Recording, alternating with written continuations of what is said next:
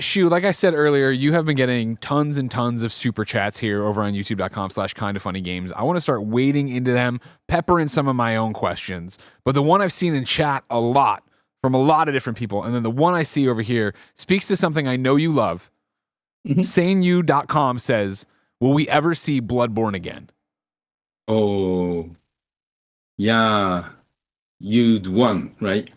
We'd want it, yeah. So Bloodborne is one of the most popular asks on my Twitter X channel. People like, other popular things, luckily is one of my games, if they stay with a sequel or Legend of Dragoon, with remake or something. But Bloodborne has always been the most asked thing. And the people wonder why we haven't really done anything, like even like update, or a remake, remaster, or remaster, should be easy, right? Yeah, super easy. Hit the button. Known for doing so many remasters, right? Yeah. Some people get frustrated. Screw 'em. Well, I have only my personal theory to that situation. I left first party, so I don't know what's going on. But my theory is, because I remember, Miyazaki-san really loved Bloodborne, what he created. And so I think he is interested, but he's so successful and he's so busy. So he cannot do himself, but he doesn't want anyone else to touch it. So that's my theory. Okay. And the PlayStation team respect his wish. So that's my guess, right? Theory. I'm not revealing any secret information. To be clear. Hopefully Jordan Midler will still make an article about it, but I understand you're not revealing anything. To take that in a different direction and pull a thread you just put out there, you talk about PlayStation respecting the creator enough not just to go make someone else make it or stuff like that. How much is respect in the conversation when PlayStation is making games? Because I think all the time of I feel like even when you were in charge, it would have been your prerogative to tell Naughty Dog, don't worry about The Last of Us, keep making Uncharted. Or don't worry about going back to Uncharted, keep making Last of Us. Where do you, because you worry about the business point, because you are a business, it is a business to make video games, but then there is the art.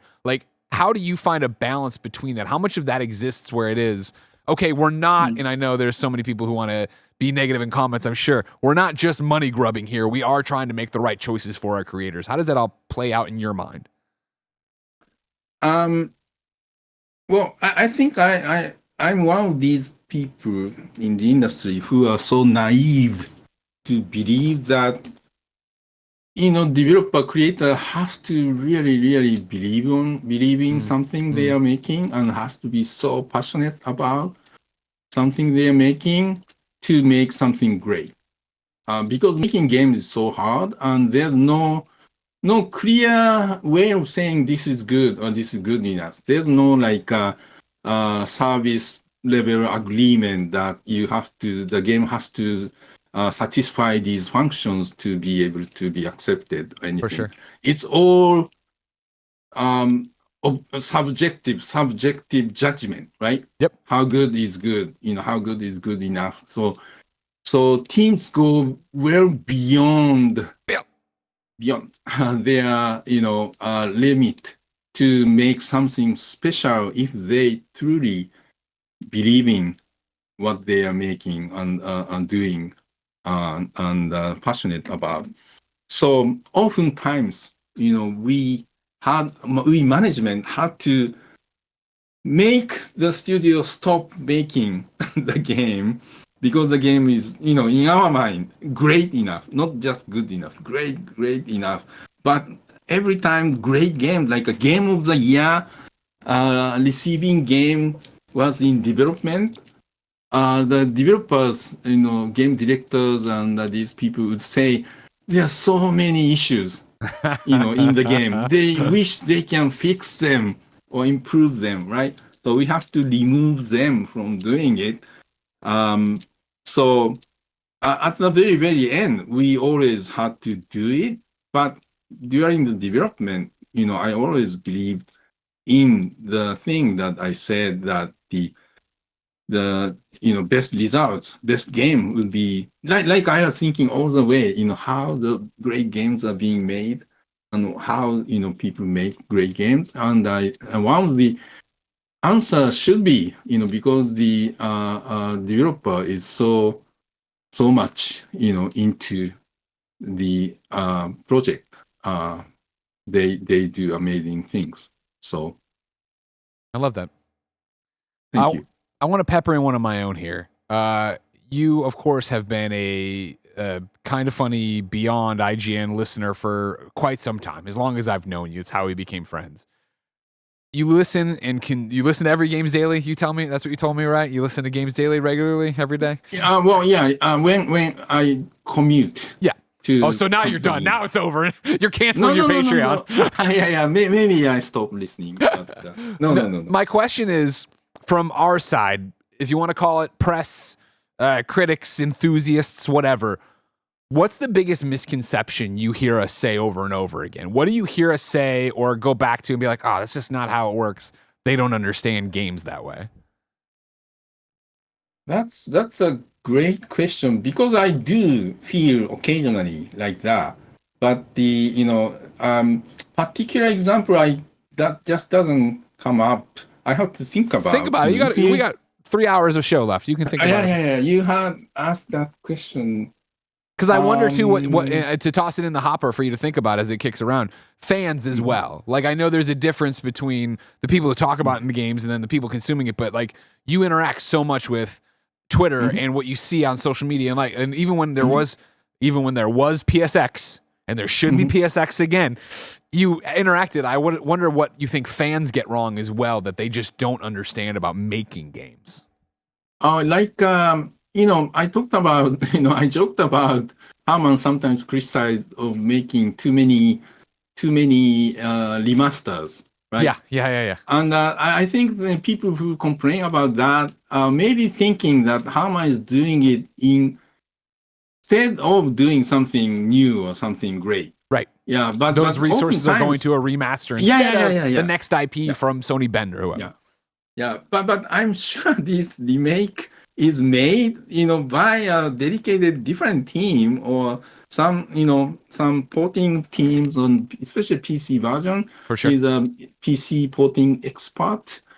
So I don't think he's sacrificing anything by doing it, but by doing remake or remaster, it's much cheaper to produce and create additional revenue and create new users to the IP, especially when you port the game to PC. Sure. So that bringing revenues enough to keep investing in big titles, like big single player games now cost so much. So they need additional income by doing remasters and porting to PC to be able to do that. So for them, if they like first party's output, like a big single player game, they should support Herman doing these porting and remasters so that he can keep investing in these great new games. That's a great point. This episode's brought to you by MeUndies. At some point in our illustrious love lives, we've all asked our partner the same age-old question that guys have probably been asking for thousands of years. Am I big? While MeUndies doesn't know the actual answer to that, or if your partner gave you the actual truth, this Valentine's Day, they can help you look huge with their contoured pouch and ball caddy. Choose from tons of awesome Valentine's Day prints and styles and match undies with your special someone for an extra special holiday treat. From all black classics to fun, expressive prints, MeUndies has a look for everyone. Y'all know I love MeUndies. All my black t-shirts are MeUndies, including this one I'm wearing right now. Try MeUndies out, and if you're not happy with your first pair of undies, it's on MeUndies. This Valentine's Day, good things come in big packages at MeUndies. Get 20% off your first order plus free shipping at MeUndies.com/kindafunny. That's MeUndies.com/kindafunny for 20% off plus free shipping. MeUndies, comfort from the outside in. This episode's brought to you by ExpressVPN. Going online without ExpressVPN is like not closing the door when you use the bathroom. Even if you think you have nothing to hide, why give random creeps a chance to invade your privacy? Internet service providers, including mobile network providers, know every single website you visit. ExpressVPN reroutes 100% of your traffic through secure encrypted servers, so your ISP can't see your browsing history. It hides your IP address, so it's even harder for third parties to track your online life. It's so easy to use. You just fire up the app and one click gets you protection, and it also works on phones, laptops, and more. I use ExpressVPN everywhere because it gives me so much peace of mind that I can explore the internet safely. Protect your online privacy today by visiting expressvpn.com/kindafunny. That's expressvpn.com/kindafunny, and you can get an extra 4 months free. expressvpn.com/kindafunny for an extra 4 months free. This episode's brought to you by BetterHelp. What do you want your 2025 story to be? Every January brings you 365 blank pages waiting to be filled in. In 2025, maybe you're ready for a plot twist, or maybe there's part of your story you've been wanting to revise. Life isn't about resolutions that fade by February. It's about picking up the pen and becoming the author of your own life. Think of therapy as your editorial partner, helping you write new chapters and create the meaningful story you deserve to live. Some of my best friends use BetterHelp and love how helpful it can be for learning positive coping skills and how to set boundaries. If you're thinking of starting therapy, give BetterHelp a try. It's entirely online, designed to be convenient, flexible, and suited to your schedule. And it serves over 5 million people worldwide. Write your story with BetterHelp. Visit betterhelp.com/kindafunny to get 10% off your first month. That's BetterHelp, HELP.com/kindafunny. BetterHelp.com/kindafunny. You bring up the PC ports. Now that you're out, now that you can say whatever you think, do you think we ever see a future, in the near future, whatever, of PlayStation just being a publisher, not having boxes, just putting things onto PC? I think PlayStation makes great hardware.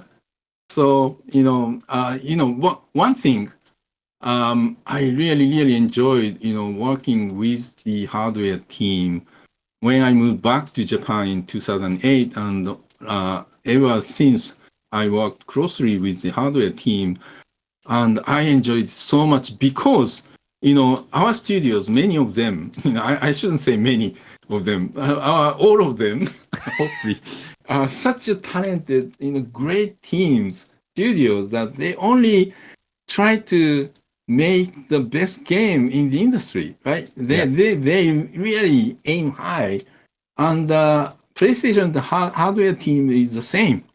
They only think about the best hardware in the industry. They want to make something innovative, something that never been done, like something like the trigger on the DualSense. Sure, adaptive triggers. That's amazing, isn't it? Yeah. Get when you feel it for the first time, that was really difficult to produce, and actually the hardware team tried to make it for DualShock 4, and they are not able to do it. So it was their second trial for DualSense, and so working with teams like that, only thinking about creating something innovative, something never been done, or some best in the industry is so much fun. So for me, working with hardware team and working with the studios, first-party studios, same, because we are in such a blessed environment that the company let us aim for the best. That's great. This is a nice question from Ian, who super chats on youtube.com/kindafunnygames. It piggybacks on this conversation. What's your favorite memory throughout your years working with PlayStation? Yeah, that's a great question, and people ask me that, and I always answer the biggest memory for me is when we launched the very first PlayStation in Japan. The December 3rd, 1994. Because it was our first entry into the business, and it was, Ken Kutaragi. We always believed Ken Kutaragi's team made amazing hardware, 3D graphics, and Ridge Racer looked so good. But we didn't know how it will be received. And so we, at the launch of the new hardware, we always go to Shinjuku or Akihabara or Shibuya, the big, electronics store watch people lining up, right? Long line of people waiting for the store to open so that they can purchase the hardware on launch day. So we stood there for hours just watching people one by one purchase and a couple games together, and they looked so happy. We wanted to talk to them, everyone, but we refrained ourselves from doing it. But so every time new hardware launched, it was really fun. But especially the very first one, because it was our child, right? Yeah. We worked so hard. We are like a small team. When we started the company, we had only 80 plus people. I was like employee number 32. So it was such a special moment, special day for us all at that, at that time of the PlayStation. Have you thought about if you're going to be able to deal with when there is a PlayStation 6 or whatever they call it, and you're on the outside, like you're not, you're not at the store, you're not, or even if you are, it's not yours anymore, right? Have you thought about that? Are you okay with that? Well, I'm not okay if there's no PlayStation new hardware.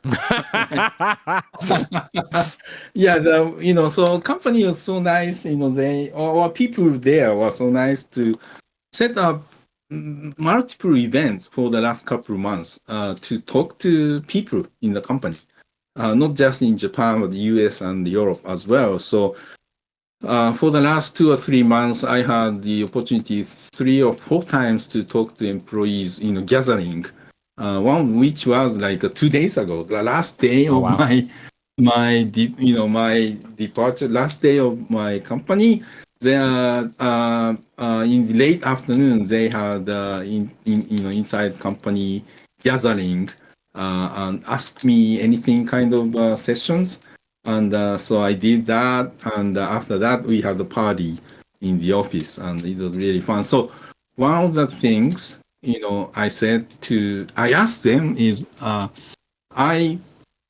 in 20 years, hopefully I would have grandchildren, and when I was dying, I could say to my grandchildren that that was the party. Amazing cake. Amazing cake. Thank you. Yeah, so I could say that to my grandchildren that the PlayStation that everybody plays and enjoy, I was involved in the making that, the very first one. So I want to brag about when I'm dying. So ask the people in the company to keep working hard, do PlayStation great, so that I'll be happy. CJ Splits on Super Chats and says, what's your favorite project you were a part of at PlayStation? Favorite project? Because CJ tosses out Legend of Dragoon.